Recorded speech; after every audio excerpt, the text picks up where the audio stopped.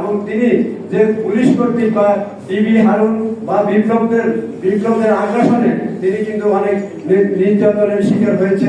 আমরা তার দীর্ঘ সুস্বাস্থ্য কামনা করছি এবং আমরা বলি এই জনতার অধিকার পার্টি আমাদের সাথে সবসময় আন্দোলন সংগ্রামে, আমরা দীর্ঘ আন্দোলন সংগ্রামে তিনি কিন্তু আমাদের পাশে ছিলেন।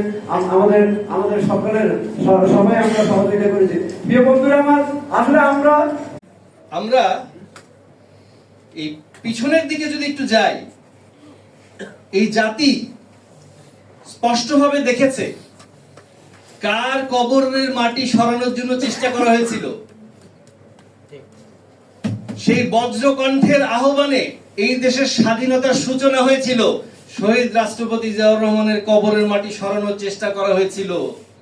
যেই পালের গোদা শেখ হাসিনা খুনি মাফিয়া এই চেষ্টা করেছিল,